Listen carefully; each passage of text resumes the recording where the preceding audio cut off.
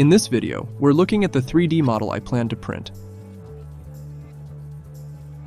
which is a component for my smart room heater. We'll start by importing it into the Cura slicer.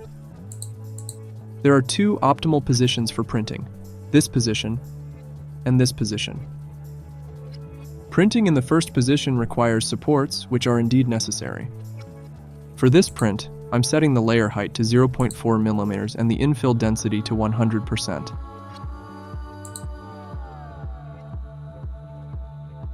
Then generate supports. Support placement, touching building plate.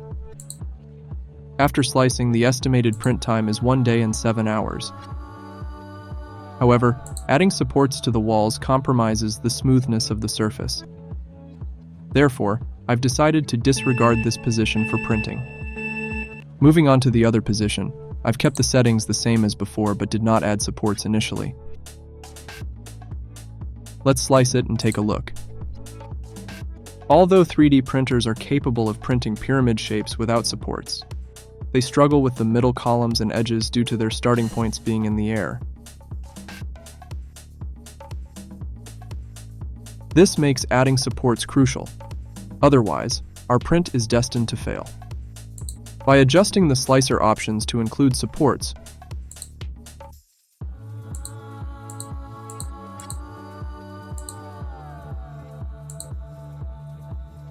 we find that the print time is now estimated at 1 day and 7 hours.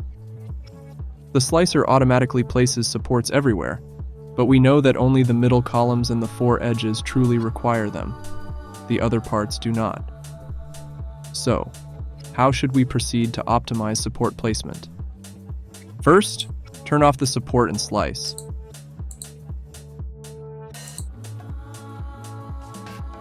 Then click the support blocker on left-hand side. Then click anywhere on the model. Now you can see a small cube. You can scale up and down of this cube using the scale tool. Choose snap scaling for more convenience.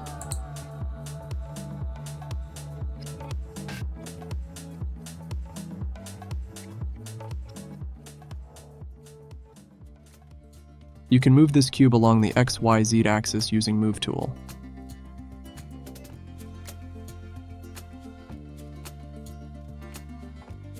What we should do now is cover the bases of the middle columns with this cube. You can see a shadow of these columns here. Actually, it is difficult to see. However, you should enter them into the cube area.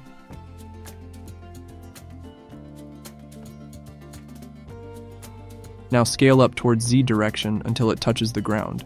Now reposition it to include only the bases of the 4 columns. By rotating 360 degrees, ensure it does not include any other parts. Now go to Pre-Model Settings and click the third tool. Then another window will be opened.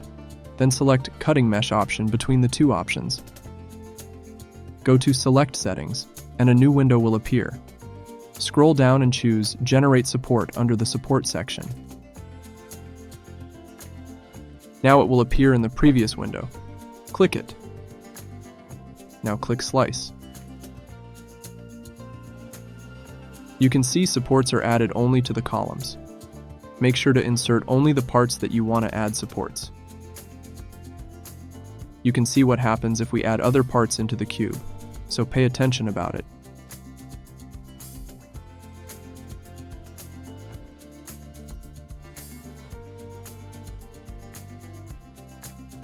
According to that, add another support blocks for inserting the other 4 columns. This is the output.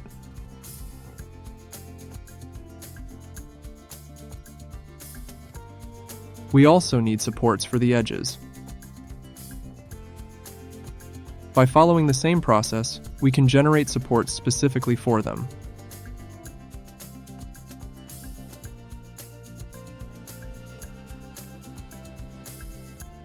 The updated estimated time is now 16 hours.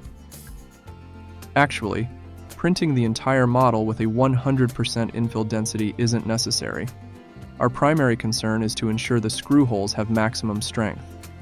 Therefore, applying 100% infill only to those areas suffices. Begin by changing the infill density to 20% and slicing the model.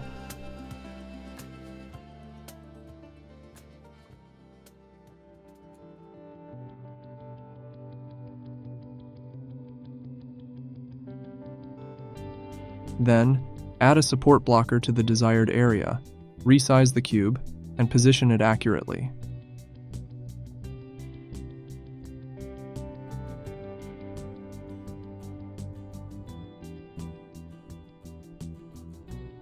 Next, navigate to the pre-model settings and select the third option.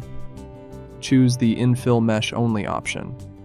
Click on Select Setting, scroll down, and check the box for infill density under the Infill section.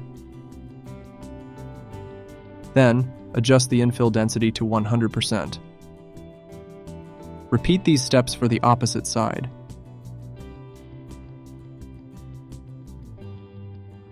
After slicing, check the estimated time.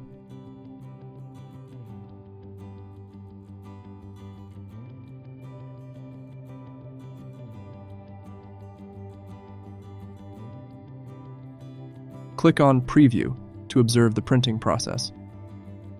Notice that when printing the pyramid section, each layer has a middle area characterized by discontinuous crosslines. Due to their discontinuous nature, these lines take longer to print than straight lines. Therefore, change the fill pattern in the middle area to lines. To adjust this, go to the print settings, select Walls, and note that our nozzle size is 0.4 millimeters, leading to a wall thickness of 0.4 millimeters.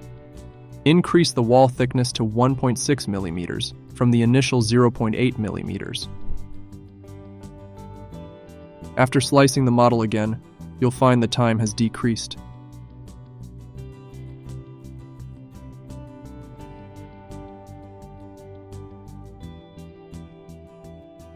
Finally, there's another setting we can adjust to further reduce the print time. We can increase the print speed to 80 millimeters per second because this model doesn't contain any complex parts. This allows us to accelerate the print speed without issues. Proceed to slice the model again to implement these changes. Ultimately, we've managed to significantly reduce the print time. This is the printing process.